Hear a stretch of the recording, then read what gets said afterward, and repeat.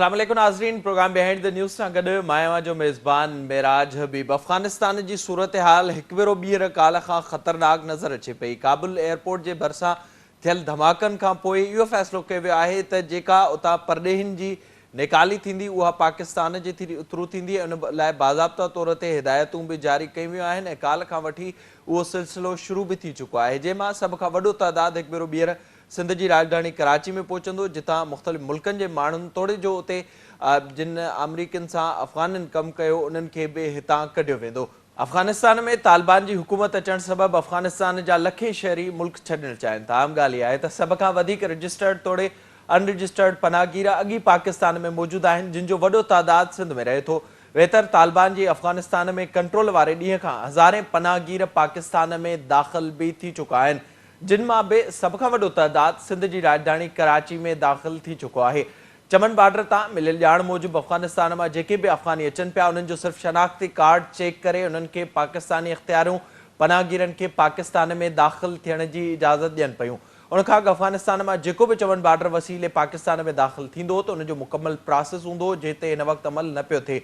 उन सां गॾोगॾु तालिबान जे अचण सबबि हिन वक़्तु सिर्फ़ु शनाख़्ती कार्ड ॾिसी अफ़गानिस्तान मां ईंदड़नि खे पाकिस्तान में दाख़िल थियण ॾिनो पियो वञे। आलमी मीडिया मुसलसल इहो ॿुधाए पई त तालिबान जे अचण खां हिन वक़्तु ताईं सभ खां वधीक पनाहगीर पाकिस्तान में दाख़िल थिया आहिनि ऐं उन सां गॾु वधि में वधि जेका लोध आहे उहा सिंध में दाख़िल थी चुकी आहे। जेका ॻाल्हि हिन वक़्तु ताईं वफ़ाक़ तोड़े सूबाई हुकूमत तस्लीम ई न पिया कनि। जेके फुटेजिस अव्हांखे स्क्रीन ते नज़र अचनि था उहे अॼु जा आहिनि, चमन बॉर्डर जा आहिनि, जंहिंमां इहो अंदाज़ो लॻाए सघिजे थो त लखे अफ़गानी सिंध में दाख़िल थींदा, जेको सिलसिलो शुरू थी चुको आहे। अॻी लखे अफ़गानी सालनि खां सिंध में रहनि पिया, जिन जो तइदाद मुसलसल वधंदो पियो वञे। जेके पनाहगीर सिंध में आया हुआ उन्हनि पारां हितां जा शनाख़्ती कार्ड ठाराया विया आहिनि, हिते ई वोट दाख़िल करायो वियो आहे। जेका अफ़गाननि जी लोध अॻी सिंध में मौजूदु आहे उहे मुख़्तलिफ़ वक़्तनि ते सिंधियुनि खे चैलेंज बि कंदा रहनि था। कराची में सालनि खां मुख़्तलिफ़ वक़्तनि ते आयल पनाहगीर ऐं ताज़ी ईंदड़ लोध सबबि कराचीअ में सिंधी अक़लियत में तब्दील थियण जो ख़दशो पैदा थी चुको आहे। हिकु पासे चमन बॉर्डर ते इहा सूरत हाल आहे त वरी ॿिए पासे अफ़गानिस्तान में फाथल अमरीकी इत्तेहादी फ़ौजुनि जे 4000 खां वधीक गैर मुल्की शहरनि खे काबुल मां कढी कराची इस्लामाबाद आणण जी इजाज़त ॾियण जो फ़ैसिलो बि कयो वियो आहे। काबुल खां ईंदड़ गैर मुल्की शहरनि लाइ कराची में रहाइश जा इंतज़ाम करण जी ज़िम्मेवारी सिंध हुकूमत खे ॾिनी वई आहे, जंहिं ते सिंध हुकूमत पारां इतफ़ाक़ बि कयो वियो आहे। अॼु खां काबुल मां गैर मुल्की शहरनि जी आमद जो सिलसिलो शुरू थी चुको आहे।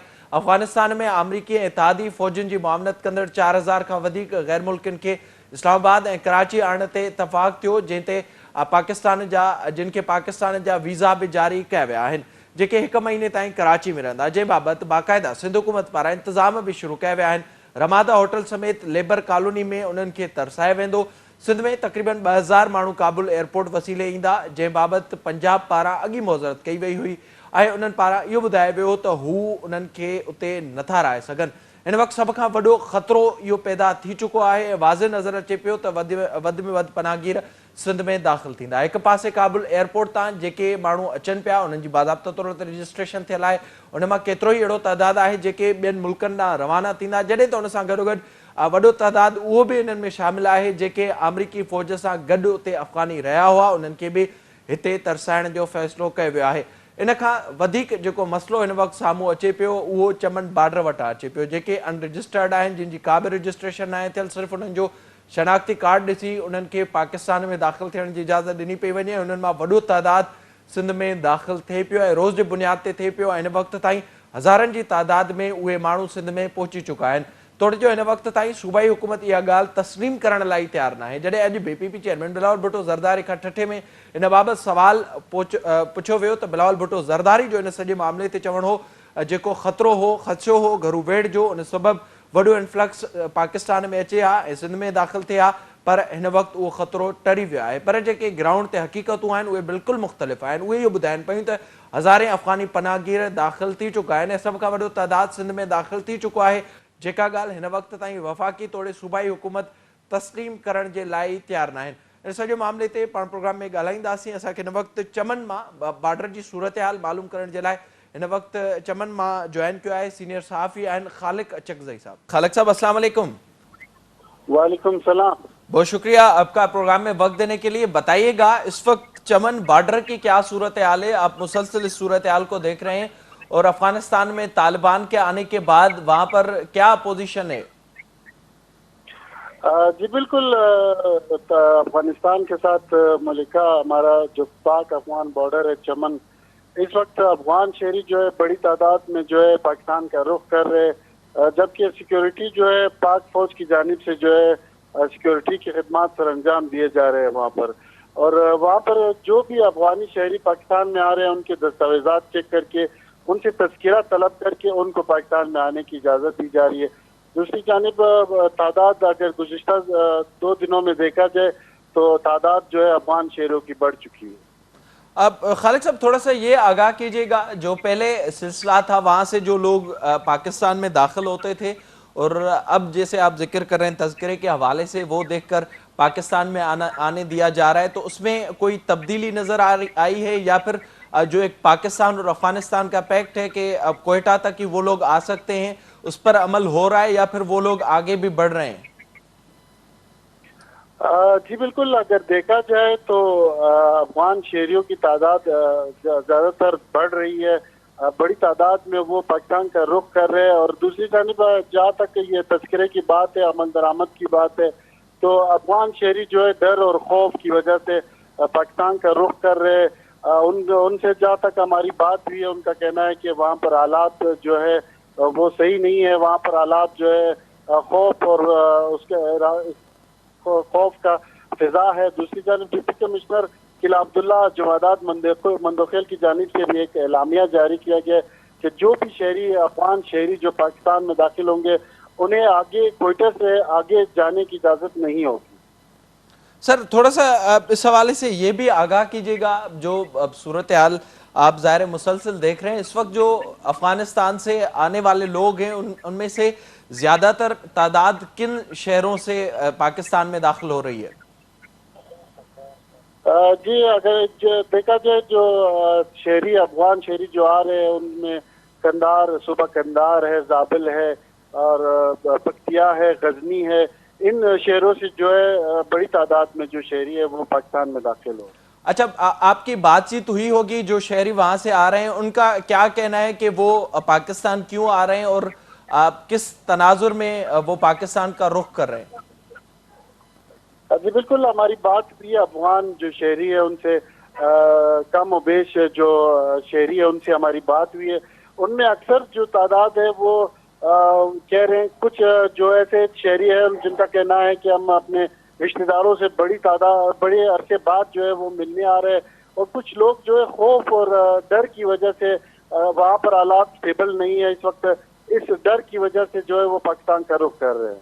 ٹھیک سر، اس حوالے سے یہ بھی تھوڑا سا آگاہ کیجئے گا، جیسے آپ نے ذکر کیا کہ ان کو کوئٹہ سے آگے جانے کی اجازت نہیں دی جا رہی، تو اس حوالے سے کیا انتظامات ہیں؟ ظاہر وہاں سے جو اس وقت صورتحال ہے اور لوگ پاکستان میں داخل ہو رہے ہیں تو ظاہر وہ رہنے کے لیے ہی یہاں پر آ رہے ہیں، تو اس حوالے سے انتظامیہ کیا کر رہی؟ کیا ان لوگوں کو وہیں تک ہی روکا جا رہا ہے یا وہ لوگ آگے جا رہے ہیں؟ جی بالکل، ڈپٹی کمشنر جمادات مندوخیل، ڈپٹی کمشنر ضلع قلعہ عبداللہ چمن جو ہے وہ ان کی جانب سے ایک اعلامیہ جاری کیا گیا تھا، جیسے میں نے آپ کو ابھی بتایا کہ انہوں نے بڑی سختی سے جو ہے افغان جو شہری ہے ان کو آگے جانے سے روکنے کے لیے انتظامیہ کو نوٹیفیکیشن بھی جاری کر دی، تو آرڈر جو ہے وہ جاری کر دیے گئے ہیں۔ تمام چیک پوسٹوں پر جتنے بھی کوئٹہ سے چمن سے کوئٹہ تک چیک پوسٹ ہیں ان کو وہیں پر روکنے کے جو احکامات جاری کر دیے گئے۔ ٹھیک ہے، بہت شکریہ آپ کا خالق اچکزئی صاحب پروگرام میں وقت دینے کے لیے۔ ظاہری طور تے افغانستان جی صورتحال یہی تبدیل تھے بڑی تعداد میں مانو پاکستان جو رخ کن پیا، جی اساں کے خالق اچکزئی صاحب بدھایو چمن بارڈر جی صورتحال کے حوالے سے تو ہزارن کی تعداد میں افغانستان میں مانو پاکستان میں داخل تھی چکا ہیں، چند ڈیہن میں خاص طور تے جے ڈیہن کا طالبان کنٹرول سنبھالیو ہے افغانستان جو، ان ڈیہن کا پوئے واد نظر اچے پئی، ودھیک مانو پاکستان میں داخل تھن پیا، جو سلسلو ہو چیک ان بیلنس جو ان حوالے سے بھی کچھ تبدیلیوں کئی ویوں ہیں، سیکیورٹی جا انتظام تھوڑے جو سخت کیا ویا، پر ان باوجود بھی وڈے تعداد میں مانو پاکستان میں داخل تھن پیا۔ ان سجے معاملے تے پاڑ پروگرام میں ڳالھائينداسين۔ اساں کن وقت فون لائن تے جوائن کیو ہے سندھ ترقی پسند پارٹی جا سربراہ محترم جناب ڈاکٹر قادر مکسی صاحب۔ ڈاکٹر صاحب السلام علیکم۔ وعلیکم السلام مہراج۔ ڈاکٹر صاحب بڑی مہربانی اوہاں جی پروگرام میں جوائن کرن جے لاءِ۔ ٻڌائي جو ہی جيڪو معاملو گزريل ڪيتري عرصے کان اڳي موجود هيو सिंध जूं तरक़ी पसंद पार्टियूं कॉमपरस्त पार्टियूं इन ते मुख़्तलिफ़ वक़्तनि ते एहतिजाज कंदियूं रहनि थियूं, जेके अॻी हेॾी वॾी लोध सिंध में मौजूदु आहे। हिकु भेरो ॿीहर वॾे तादाद में पनाहगीर अचनि पिया, उहो सिलसिलो जारी आहे। जेका ॻाल्हि सूबाई तोड़े वफ़ाक़ी हुकूमत तस्लीम ई न पिया कनि हिन वक़्त ताईं। अवां कीअं पिया ॾिसो सूरत हाल खे? ॾिसो, हाणे सुवाल इहो आहे त हिन वक़्तु इख़लाक़ी तरह वफ़ाक़ी हुकूमत वटि को बि जवाज़ कोन्हे त हू अफ़गान मुहाजिरनि खे पंहिंजे वतन ते क़बूल कनि या उन्हनि खे रस्तो ॾियनि। जॾहिं तालिबान जे कब्ज़े खां पोइ तालिबान सभिनी माण्हुनि जे लाइ आम माफ़ी जो ऐलान करे छॾियो आहे। महीनो सवा थी वियो आहे ऐं महीने सवा में कंहिं बि माण्हू खे इंतकामी कार्रवाई तौर न क़तल कयो वियो आहे, न मारियो वियो आहे, न क़ैद कयो वियो आहे ऐं उन्हनि आम माफ़ी जो ऐलान करे छॾियो आहे सभिनी माज़ी में रहंदड़ हुकूमतुनि जे। त पोइ कहिड़ो जवाज़ आहे जो माण्हू उतां बहानो ठाहे अफ़गानिस्तान मां निकिरनि ऐं अचनि ख़ैबर पख्तूनख्वा इलाइक़नि में, पोइ ख़ैबर पख्तूनख्वा में ऐं पोइ कोटड़ी कुल्हे ते रखी सिधो कराची। त इन को जवाज़ कोन्हे। हाणे जेकॾहिं हुकूमत वफ़ाक़ी हुकूमत इन क़िस्म जी गैर सियासी ऐं गैर आइनी हरकत जारी रखे थी त पोइ सिंध हुकूमत ते इहा अख़लाक़ी ज़िम्मेवारी थी अचे त सिंध हुकूमत पंहिंजे एसपीज़ खे, पंहिंजे डिप्टी कमिश्नर्स खे, पंहिंजी जेका बि हूंदी सूबाई मशीनरी आहे उन्हनि खे अलर्ट रखे त कहिड़ा नवां माण्हू अचनि पिया, ख़ासि तौर ते अफ़गान नस्ल जा माण्हू अचनि पिया, उन्हनि खे लोकेट कयो, उन्हनि खे ट्रेस कयो, उन्हनि खां पुछा ॻाछा कयो त उहे केरु आहिनि, किथां जा आहिनि ऐं कॾहिं आया आहिनि, छो आया आहिनि।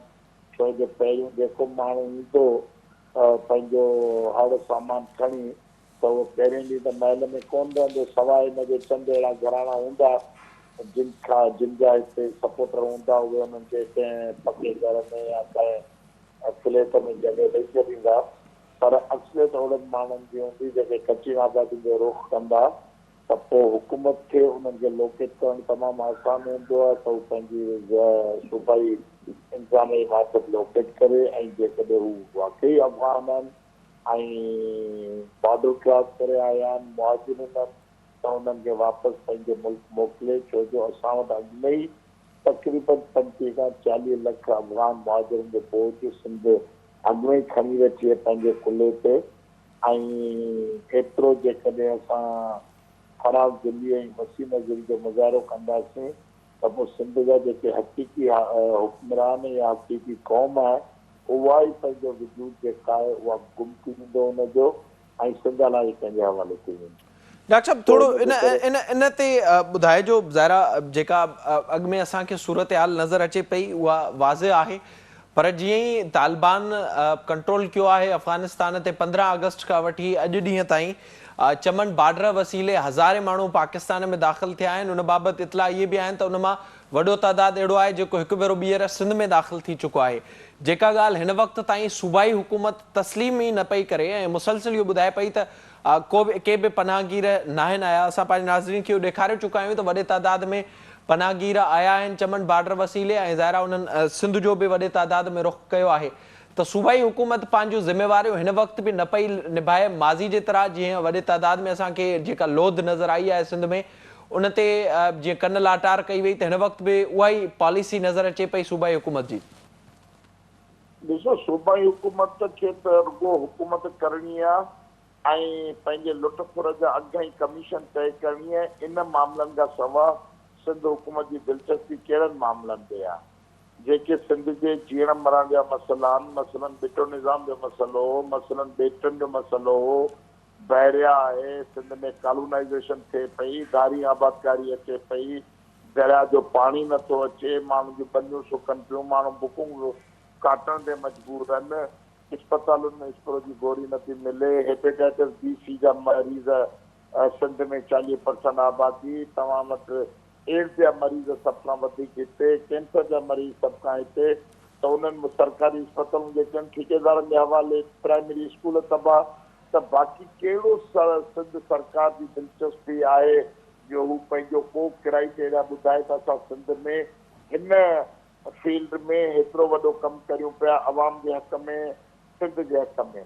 उन्हनि खे सवाइ सुबुह शाम ऐं जेका बि सरकारी फंड आहिनि उन्हनि फंडनि ते हिसा पतियूं तय करे ऐं उन्हनि जो जेको बि उन्हनि जा हाकिम आहिनि उन्हनि खे हिसो पुॼाइण जी ॻणती कामोरनि जे विच में ऐं वज़ीरनि जे विच में उहो जेको बि प्रोपोर्शन आहे उहो तय करे ऐं पंहिंजो हिसे पती कमीशन खां सवाइ ॿी त का सिंध हुकूमत दिलचस्पी कोन ॾेखारी आहे। इन करे सिंध हुकूमत पंहिंजी का बि ज़िमेवारी अदा करण लाइ तयारु कोन्हे।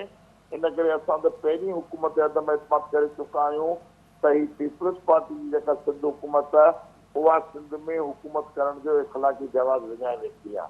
पर हाणे बदकिस्मती इहा आहे त हिननि खे वोट जे ज़रिए लाहे सघिजे थो का असां अहिड़ी घुर कोन कंदासीं पिंडी खां इस्लामाबाद खां या इमरान ख़ान खां दादा हिते गवर्नर रूल आणु या हिते को हिननि खे कापारी धकणी ऐं हिननि जी हुकूमत सस्पेंड कर।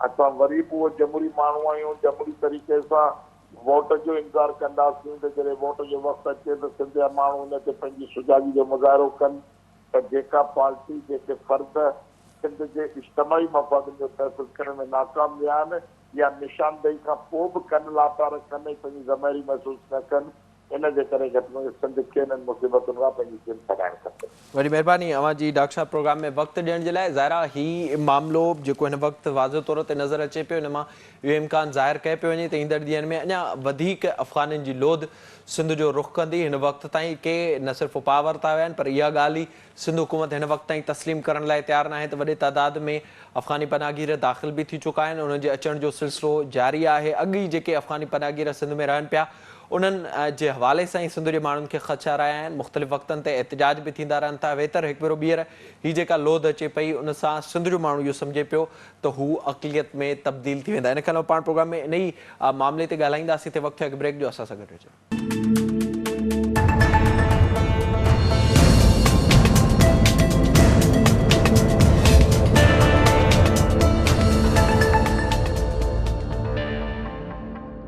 प्रोग्राम में हिकु भेरो ॿीहर भलीकार। प्रोग्राम जे हिन हिसे में बि पाण ज़िक्र कंदासीं अफ़गानी लोध जेका मुसलसिल अचे पई ऐं वाज़े तौर ते उन बाबति चमन खां बि इहे ख़बरूं अचनि पियूं। चमन बॉर्डर वसीले वॾे तइदाद में अफ़गानी पनाहगीर सिंध में दाख़िल थियनि पिया ऐं उहो सिलसिलो जारी आहे। रोज़ जी बुनियाद ते उहो सिलसिलो असांखे वधंदे नज़र अचे पियो। सिंध हुकूमत आहे जेका हिकु पासे उतां जेका लोध अचे पई उन बाबति बि का पॉलिसी नज़र न पई अचे। ॿिए पासे जेका काबुल मां वॾे तइदाद में माण्हुनि खे कढियो पियो वञे, परॾेहनि खे कढियो पियो वञे, उन्हनि खे तरसाइण जो बि हिते फ़ैसिलो कयो वियो आहे। न सिर्फ़ु उहे पर जिन अफ़गाननि अमरीकी फ़ौज सां गॾु कमु कयो हो उहे बि पाकिस्तान में ईंदा ऐं उन्हनि खे बि कराची में तरसाइण जो फ़ैसिलो कयो वियो आहे, जंहिंजे लाइ लेबर स्क्वायर जा जेके फ्लैट आहिनि उहे बाज़ाब्ता तौर ते ख़ाली कराया विया आहिनि। उते जेके इंतिज़ाम आहिनि उहे ॾिसण जो बि चयो वियो आहे। इन सॼे मामले ते पाण प्रोग्राम में ॻाल्हाईंदासीं। असांखे हिन वक़्तु फ़ोन लाइन ते जॉइन कयो आहे क़ौमी अवामी तहरीक जा अॻुवाण आहिनि मोहतरम जनाब अयाज़ लतीफ़ अली जो साहब। सर अस्सलाम वालेकुम।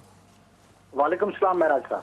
अयाज़ साहब वॾी महिरबानी अवां जी प्रोग्राम में जॉइन करण जे लाइ। ॿुधाइजो जीअं ई तालिबान अफ़गानिस्तान जो कंट्रोल संभालियो आहे उन ॾींहं खां वठी हिन वक़्त ताईं वॾे तइदाद में पनाहगीर पाकिस्तान में दाख़िल थिया आहिनि ऐं इहा ॻाल्हि हिन वक़्त ताईं न वफ़ाक़ी हुकूमत तस्लीम करे पई न ई सिंध हुकूमत तस्लीम करे पई। अवां कीअं पिया ॾिसो सूरत हाल खे? अदा अफ़गानिस्तान हमेशह ईअं कोन हो। अफ़गानिस्तान ज़ाहिर शाह जे दौरान जॾहिं संदसि चाचो नादिर शाह हुकूमत हलाईंदो हो तॾहिं हिकिड़ो विच थरो सभिनी खे गॾु खणी हलंदड़ मुल्क हो ऐं अफ़गानिस्तान हिन ख़ते जो वाहिद मुल्क हो जंहिं कोशिशि पे कई जॾहिं हुन में इंतिहा पसंदी कोन हुई, दहशतगर्दी कान हुई, तॾहिं हुन कोशिशि पे कई अफ़गानिस्तान ख़ुदि ज़ाहिर शाह जे दौरान ऐं ज़ाहिर शाह खां पोइ बि पहिरीं बादशाहत हुई 1964 खां पोइ जॾहिं बादशाहत ख़तमु थी तॾहिं बि ऐं सरदार मोहम्मद दाऊद ख़ान इन्हनि कोशिशि कई त असीं सोवियत यूनियन छाकाणि त हिकिड़े पासे हो ॿिए पासे बर्तानिया हो पाकिस्तान में सब कॉन्टिनेंट में अंग्रेज़ हुआ इक़्तिदार में, उन्हनि ॿिन्ही सां ठाहे रखिजे। उन्हनि जो फ़ाइदो इहो थियुनि जो रूसियुनि बि हिननि वटि कम पे कया ऐं अंग्रेज़नि बि हिननि वटि कम पे कया। पर पोइ वरी 1978 खां पोइ जेको अफ़गानिस्तान रूप मटायो ऐं रूप पाण कोन मटाई, पाण सम्झूं त रूप को वीचारा ओचितो पाण इंतिहा पसंद थी विया, फंडामेंटलिस्ट थी विया ऐं दहशतगर्द थी विया। 1978 खां पोइ उनखे असांजी परॾेही ताक़त ऐं अमेरिका सॻोरीअ अची उन सॼे खे इस्तेमालु कयो उन्हनि जे इनकलाब जे ख़िलाफ़। जेको पहिरियों इनकलाब 1978 में आयो उन में के परदेही फ़ौजूं ॿोजूं कोन हुयूं, ख़ुदि अफ़गान माण्हू हुआ, नूर मोहम्मद तराकी जी अॻुवाणी में उन्हनि ते इनकलाब आंदो हो ऐं उन इनकलाब मक़ामी हो, खून रेज़ कोन हो। नतीजे में उन जी मुखालफ़त लाइ अमेरिका घिरी आयो ऐं अमेरिका जी मुखालफ़त कई। उन जे नतीजे में उते वरी अहिड़ा माण्हू तयारु कया विया जिन खे ॿुधायो वियो त तव्हांखे हिन जा ही मज़हबी फ़ाइदा थींदा आहिनि, उन्हनि खे इस्तेमालु कयो वियो। उन्हनि खे इस्तेमालु करे पोइ उते धम धमाका कराया विया, उते तबाही थी वई, बर्बादी थी वई। हाणे 1978 खां अफ़गानिस्तान पियो लोड़े। हाणे असांखे उहे माण्हू आणण लाइ था चवनि सिंध ऐं पाकिस्तान जा हुकुमरान जिन मां अक्सर त उन्हनि जी सुठी थी सघे थी, फज़ीलत भरी थी सघे थी, असांजा पाड़ेसरी आहिनि, असांजी इज़त एतिराम आहे, हुन में अमन पसंदि माण्हू थी सघनि था। पर रुगो कलो के हिकिड़े ॾींहं में अंग तव्हांखे ख़बर आहे 170 माण्हू बम धमाके में मरी विया आहिनि। 170 कलो की राति, जंहिंमें 32 मर्दनि, 3 औरतुनि, 3 ॿारनि ऐं 100 बच्चनि जी अञा सुञाणप कान थी सघी आहे। 200 ॼणा शदीद ज़ख़्मी थिया आहिनि। छा सिंध हुकूमत ऐं पाकिस्तान जी वफ़ाक़ी हुकूमत चाहे थी त असीं हिकिड़ो अहिड़ो टोलो या एॾे वॾे टोले मां कुझु अहिड़ा माण्हू उन्हनि जे रूप में खणी अचूं जेके हिते अब्दुल्ला शाह गाज़ी ते धमाका कनि, सेवण ते धमाका कनि, शाह नूरानी ते धमाका कनि, कराची हैदराबाद में, लाहौर ऐं पेशावर ऐं कोयटा आर्मी पब्लिक स्कूल में वरी धमाका शुरू थियनि। मूंखे ॿुधायो पाकिस्तान जी तारीख़ में ॿुधायो त कॾहिं पाकिस्तान में इंतिहा पसंदीअ धमाका अॻु में हीअं थिया 1978 ऐं 1979 जे अफ़गान मामले खां अॻु में। पाकिस्तान हिकिड़ो पुरअमन मुल्क हो, सियासी जदोजहद हूंदियूं, पुलिस हूंदी हुई, जहिड़ा थींदा हुआ, जुलूस में किरदा सभु हो। धमाका ख़ुदकश बमबार आया ई अफ़गानिस्तान जे करे। हाणे अफ़गानिस्तान जे करे असांजो मुल्क सॼो तबाह ऐं बर्बाद थी वियो आहे। अञा बि असांजा हुकुमरान वधीक तबाह करणु चाहिनि था।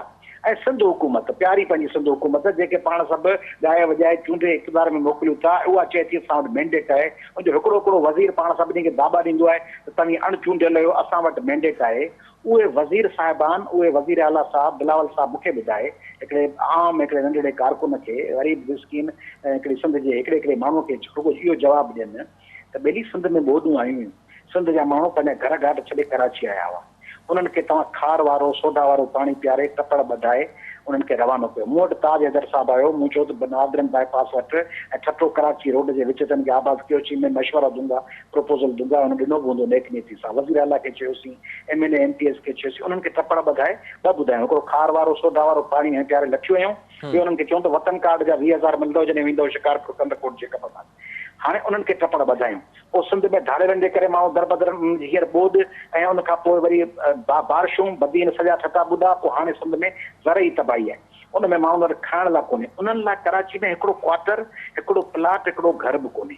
ऐं जेके परॿेही माण्हू जिन ते इल्ज़ाम आहिनि, जिन जी वॾी अक्सरियत ते दहशतगर्दी जा, धमाकनि जा, उन्हनि खे अची लेबर स्क्वायर जे फ्लैटनि में, उन्हनि खे नारदरन बाईपास ते ख़ामोशी सां लिक लिकोटी जे कबी आहे ईअं लिकाए उन्हनि खे राहीनि पिया। वफ़ाक़ी सरकार ऐं सिंध सरकार गॾु आहे। मूं तव्हांखे अॻे बि चयो, हमेशह चवंदो आहियां, जीअं जज़ीरनि वारो मामिलो थियो, पोइ जॾहिं सिंध जे माण्हुनि हाय घोड़ा कई, पोइ ख़बर पई त जज़ीरनि ते सिंध हुकूमत ऐं वफ़ाक़ी हुकूमत गॾु आहे। बहरिया जे मामले ते तव्हां ॾिठो त सिंध हुकूमत कुझु कोन कयो ऐं वफ़ाक़ी हुकूमत ख़ामोश तमाशबीन हुई ऐं सिंध हुकूमत हुन में पार्टनर हुई। तंहिंजे करे सिंध ऐं वफ़ाक़ी हुकूमत को तव्हीं सम्झो था या आऊं सम्झां थो या सिंध जा अबोज माण्हू सम्झनि था, हिक ॿिए जे ख़िलाफ़ बयान पिया ॾियनि। ईअं न आहे। सिंध हुकूमत ऐं वफ़ाक़ी हुकूमत गॾु आहिनि। हिकिड़ी टी जेका ॿी धुर आहे पंजाब वारी, उनखे इक़्तिदार मां ॿाहिरि रखण लाइ ही ॿई पाण में गॾु आहिनि। ऐं उन में हिननि खे रिआयतूं मिलियूं आहिनि, ही रिआयतूं ॾियनि था।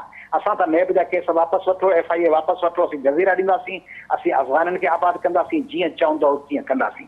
बाक़ी इंटरनेशनल जेके मयार आहिनि, इंटरनेशनल जेके माप आहिनि, उन जो पाकिस्तान सिग्नेटरी आहे, पाकिस्तान सही कंदड़ आहे। यूनाइटेड नेशंस जे declaration the rights of indigenous people जो 8 आर्टिकल आहे, उनजो सब क्लास 2 जो C अथव।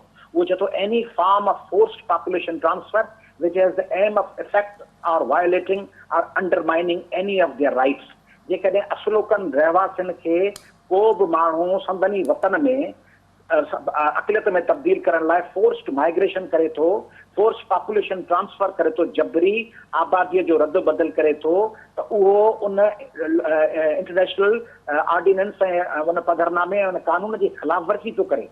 पाकिस्तान जो आइन चवे थो त पाकिस्तान जे आर्टिकल 25 तहत सभु पाकिस्तानी बराबर आहिनि त पोइ सभु टपड़ खणी जॾहिं विरहाङो थियो 1947 में तॾहिं बि सभु लश्कर असां न मोकिलियो, जॾहिं ईस्ट पाकिस्तान अलॻि थिए तॾहिं बि सभु लश्कर असां न मोकिलियो, जॾहिं अफ़गानिस्तान में मसइलो थिए तॾहिं बि असां न मोकिलियो, ईरान में रोहिंग्या बर्मी सभु असीं ग़रीब जी ज़ाल सदके जी भाॼाई जेको धक लॻे काणी अख में असीं काणी अख आहियूं छा पाकिस्तान जी जो जेको धक हणणो आहे असांखे हणनि, तंहिंमें असांजा हुकुमरान उन्हनि सां मिली वञनि, असांजा कानून साज़ उन्हनि सां मिली वञनि। सिंध असेंबली का कानून साज़ी कई आहे, सिंध असेंबली रोज़ बयानु कंदी आहे, वागू जी खल मां चवंदा आहिनि पोइ गुते जी परमिट रिपोर्ट अलाए कहिड़ियुनि कहिड़ियुनि ॻाल्हियुनि ते मुक़ाबला पिया कंदा आहिनि। सिंध जा MP ॾिसो वरी दबदबा वॾा ऐलान न छॾींदासीं, मथां वियो इमरान ख़ान हीअं करे छॾियो, नवाज़ शरीफ़ हीअं करे छॾियो, MQM हीअं करे छॾियो, रोज़ भड़केदार बयानु ॾींदा आहिनि। को सिंध जो वज़ीर पुछियो आहे अफ़गानिस्तान जे अचण ते, अफ़गान हिननि पनाहगीरनि जे अचण ते को बि ॻाल्हाइण लाइ तयारु कोन्हे, इहे बेफ़ुज़ूल ॻाल्हियुनि ते ॻाल्हाईंदा। सिंध जा MP ऐं पाण बि सिंध जा माण्हू उन्हनि जी फुज़ूल ॻाल्हियूं ॿुधूं था, शाबस त पाण खे हुजे, शाबस त अयाज़ लतीफ़ फलीजे खे हुजे जेको वरी शादीअ में हुन सां वञी सेल्फी थो कढाए वज़ीर सां MNA MP सां, उनखां शादी जो पूरो थो वठे, उनखे स्टेज ते विहारे थो, उनखे ख़बर आहे त उनजे वतन खे अक़लियत में तब्दील करण लाइ अफ़गानी ॿिया घुराइनि पिया। शाबस त अयाज़ लतीफ़ फलीजे खे हुजे जेको पीपल्स पार्टी ऐं PTI जे माण्हुनि ऐं वफ़ाक़ी ऐं सूबाई हुकूमत जे माण्हुनि जे मथां घोर पियो वञे, तंहिंजे करे वरी साज़िश आहे सिंधियुनि खे अक़लियत में तब्दील करण जो प्लान ऐं मनसूबो आहे। आया साहब ज़ाहिरा जेका मां सूरत हाल साम्हूं रखी जे जनरली असां ॾिसूं हिन वक़्तु जेका अफ़गानिस्तान में असांखे गुज़िरियल कुझु ॾींहंनि खां सूरत हाल नज़र अचे पई, ख़ासि तौर ते जॾहिं खां तालिबान जो कंट्रोल थियो आहे उते अमां छा पिया सम्झो त हिन वक़्त ताईं इहा ॻाल्हि ई तस्लीम न पई कई वञे त पनाहगीर आया आहिनि मुल्क में ऐं उहे दाख़िल थिया आहिनि। बाज़ाब्ता तौर ते असां पंहिंजे नाज़रीन खे वीडियोज़ ॾेखारियूं आहिनि, चमन मां उतां जे मक़ामी रिपोर्टर सां ॻाल्हि ॿोल करे उतां जी सूरत हाल साम्हूं रखी, उन बावजूदि बि न वफ़ाक़ी हुकूमत इहा ॻाल्हि तस्लीम करे पई, नई इन ॻाल्हि खे सिंध हुकूमत तस्लीम करे पई त एॾे वॾे तइदाद में पनाहगीर आहिनि। ॿियो हिते जेको मामिलो अचे पियो रजिस्टर्ड पनाहगीरनि वारो, उन जी जेका ऑफिशियल वेबसाइट आहे उहा इहो ॿुधाए पई अंग अखर त सिंध में सिर्फ़ु 66,111 रजिस्टर्ड पनाहगीर आहिनि। त पोइ इहो ॿुधायो वञे सिंध जे माण्हुनि खे त एॾे वॾे तइदाद में जेके पनाहगीर रहनि था ख़ासि तौर ते राजधानी में उहे केरु आहिनि? ॾिसो वरी बि ॻाल्हि इहा आहे न त तव्हांजा हुकुमरान केरु आहिनि, सूबाई थोरे वफ़ाक़ी, नादरा कंहिं वटि आहे, नादरा में ऑफिसर केरु आहिनि, नादरा जा कराची जे ऑफिसरनि जी वॾी अक्सरियत त सिंधी ऐं उर्दू ॻाल्हाईंदड़ आहिनि, जिन जो वतन आहे उर्दू ॻाल्हाईंदड़ भाउर उहे बि रहनि था न ते, ऐं उहे चवंदा त कराची शहर असांजो आहे। MQM हमेशह सिंधियुनि ते एतिराज़ कंदी आहे, गांव के लोग आ गए, अंदरूनी सिंध के आ गए, MQM के माण्हुनि खे ख़तरो असल में अंदरूनी सिंध जे माण्हुनि खां आहे, गांव गोट से आने वाले लोग, या उन्हनि खे अफ़गानी अची उन्हनि खे सेखतो ॾींदा ऐं टपड़ बदिराईंदा आहिनि, ऐं जीअं कस्बा कॉलोनियूं ऐं सोराब ॻोठ ऐं हमला थिया ऐं अफ़गानी जेके वेठा उन्हनि ताक़त सां जीअं उन्हनि खे कुचलियो ऐं जीअं उन्हनि खे हमला कयाऊं उहे उन्हनि खे विसरी विया आहिनि। सिंधी आहिनि ग़रीब, तंहिंजे करे उन्हनि लाइ ॻाल्हाइण लाइ MQM बि तयारु आहे। नादरा में जेके सिंधी ऐं महाजर ऑफिसर वेठा आहिनि उहे 2,000 5,000 वठियो शनाख़्ती कार्ड था ठाराइनि, तव्हांखे इहे अंग अखर न करे पिया ॾियनि जो हुननि जा 5-7 लख 10 लख माण्हू पाकिस्तानी नेशनल थी चुका आहिनि, अफ़गानी उहे मिल्कियतूं वेठे वेठा आहिनि, उहे कदकोट ऐं घोटकी खां वठी कराची ताईं हर हाईवे ते पेट्रोल पंप, कढ़ाई जा दुकान, पंक्चर जा दुकान खोलियो, उहे सभु अफ़गानी शनाख़्ती कार्ड वठी वेठा आहिनि। शनाख़्ती कार्ड वठी कंहिंजे मर्ज़ी सां वेठा आहिनि, पाण वारनि हुकुमराननि जी मर्ज़ी सां, नादरा जे ऑफिसरनि जी मर्ज़ी सां ऐं सिंध हुकूमत जी मर्ज़ी सां। सिंध हुकूमत जी रेवेन्यू डिपार्टमेंट या DC कंहिं या कंहिं असिस्टेंट कमिश्नर जो को लेटर लिखियो ॾिठो, DC ज़िले जो मथां मालिक हूंदो आहे, कंहिं DC लिखियो हुजे त नादरा खे रिकार्ड ॾेखार त कहिड़ा शनाख़्ती कार्ड चाहिनि, मुख़्तियार कारनि जी ड्यूटी आई वञे आहे नादरा जे हर ऑफिसर जे मथां त उहो रिकार्ड वेही भेटीनि रेवेन्यू सां त इहे वाकई हिते जा असुल बाशिंदा आहिनि कोन्हनि, इहे आबादारनि किथे रहनि था या कोन था रहनि, अहिड़ी का ॻाल्हि कान अथव। सिंध जो माण्हू आउं चवां थो जीअं लातलुक आहे न दुनिया में, ईअं तव्हां चओ था काबिल वीचारे काबिल में हुकूमत कान्हे, काबिल में वरी काबिल जा पख्तून पंहिंजे वतन जा वारिस त आहिनि न, ऑफिसर जेको बि हूंदो अंदो मुंडो हूंदो कुझु फ़िक्र त हूंदो कोन, हिकिड़ो खणी वञी भॼी वेंदो, ॿियो या हिकिड़ो कर्ज़ो ई गुम थी वेंदो, ॿिया त हूंदा न। पर हिते सिंध में त हर माण्हू टपड़ खाइण ऐं माल ठाहिण में सिंध ॾिए थो रिआयत में, एवज़ में विकिणण लाइ हुन वटि सिंध आहे, सिंध विकिणबी ऐं हुनजे एवज़ फ़ाइदो वठिबो। तंहिंजे करे हिते जेके अफ़गानी वेठा आहिनि, मतिलबु ॿिया जेके इलीगल इमिग्रेंट्स वेठा आहिनि, कॾहिं टैक्स में असांखे हिसो ॾिनो अथनि त तव्हां वटि हेतिरो परॾे जो दॿाउ आहे, कॾहिं असांखे ॾिनो अथनि वसीलनि में हेतिरो हिसो, कॾहिं ॾिनो अथनि सिंधु दरिया जे पाणीअ में हेतिरो हिसो त तव्हांखे इर्सा वधीक पाणी जो हिसो थी ॾिए, छाकाणि त तव्हां परॾेही असां तव्हां वटि डंप कया आहिनि, 50 सालनि खां तव्हां वटि परॾेही असां वटि वेठा आहिनि, तंहिं करे तव्हांखे पाणी त न। अंग अखर में पाण असांजी आदमशुमारी घटि कंदा, असांजा रिसोर्सिस घटि कंदा ऐं टपड़ सभु मोकिली खसींदा असांजा, ऐं आफ़तूं मोकिलींदा असां वटि। हाणे पाण चवंदासीं जहिड़ो कर सूबाई हुकूमत को असांजी वेठी आहे, तंहिंजे करे हू वफ़ाक़ में, ईअं न, पीपल्स पार्टी त वफ़ाक़ में रही आहे। पीपल्स पार्टी त बेनज़ीर साहब जी हिकिड़ी हुकूमत, ॿी हुकूमत ज़रदारी साहब जा 5 साल, ज़ुल्फ़कार अली भुट्टो साहब जो दौर, उन्हनि समूरनि दौरनि में परॾेही माण्हुनि खे हितां कढण लाइ का मनसूबा बंदी थी, कुझु कोन थियो। तंहिं करे सभु लातालुक आहिनि, पाण खे लुटण वारा आहिनि, बचाइण लाइ पाण सिंध जे आम माण्हूअ खे पंहिंजो किरदारु अदा करणो। वॾी महिरबानी अवांजी अयाज़ लतीफ़ अली जो साहब प्रोग्राम में वक़्तु ॾियण जे लाइ। ज़ाहिरा हिन वक़्तु वॾे तादाद में पनाहगीर जेके दाख़िल थी चुका आहिनि, उन खां अॻु सिंध में वॾो तादाद पनाहगीरनि जो मौजूदु आहे ऐं इहो इम्कान ज़ाहिर कयो पियो वञे त ईंदड़ ॾींहंनि में अञा हिकु वॾी लोध दाख़िल थींदी ऐं उहा ज़ाहिरा सिंध जो ई रुख़ कंदी। इन ॻाल्हि खे हिन वक़्त ताईं वफ़ाक़ी तौरु सूबाई हुकूमत तस्लीम करण जे लाइ तयारु न आहिनि। इन ई मामले ते पाण प्रोग्राम में वधीक ॻाल्हाईंदासीं। हिते वक़्तु आहे हिकु ब्रेक जो, असां सां गॾु अचो।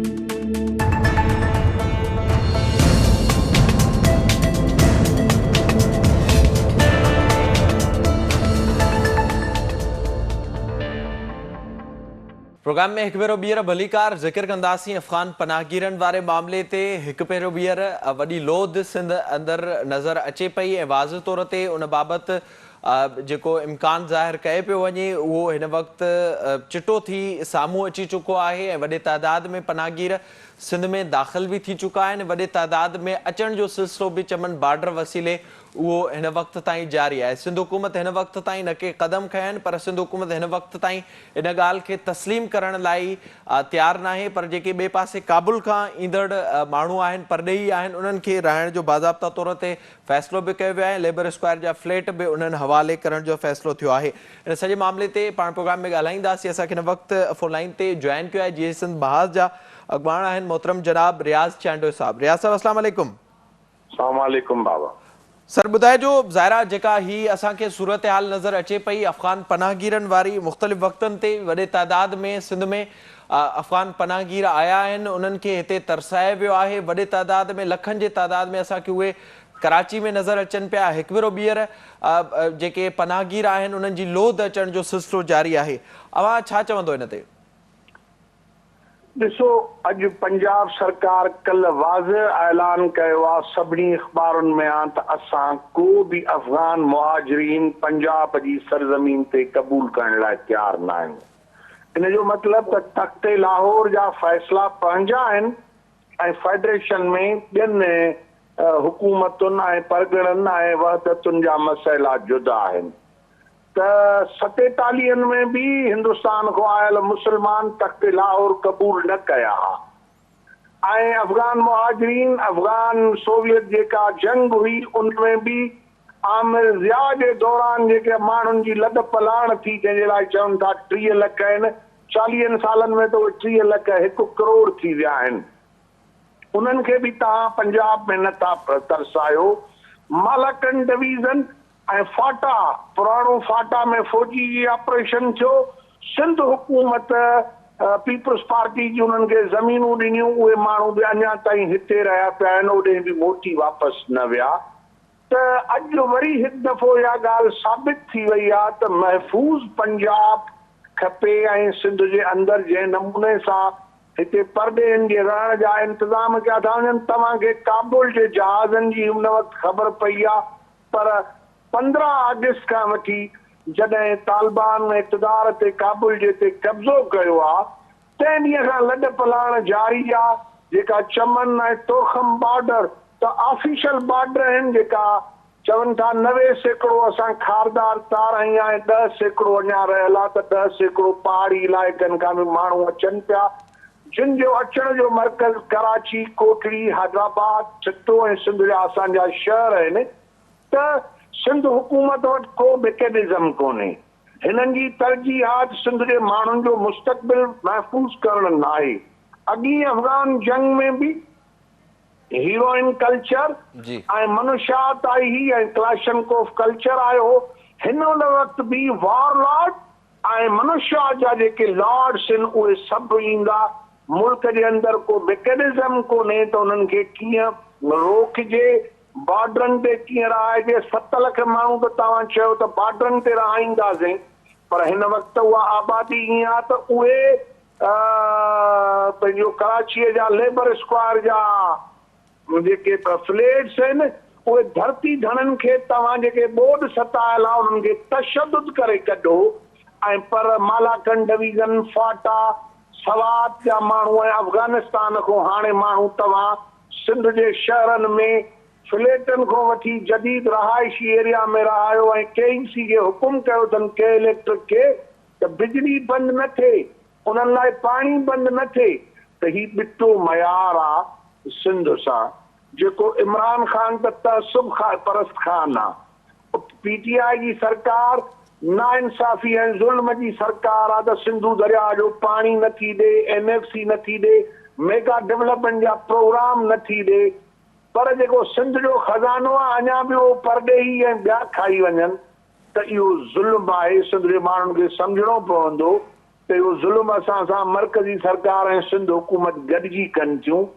असां सिंध जा जुमिले क़ौम परस्त बहैसियत इंसान असां अफ़गानिस्तान जे माण्हुनि जी मुश्किलातुनि जो असांखे ॾुख आहे ऐं बहैसियत क़ौम असां हुननि जी रेस्पेक्ट कयूं था, एतिराम कयूं, पर इन जो मतिलबु इहो कोन्हे त तव्हांजा शहरी सिंध जा शहरी सिंध जा मालिक ऐं वारिस गुरबती लकीर खां हेठि ज़िंदगी गुज़ारनि।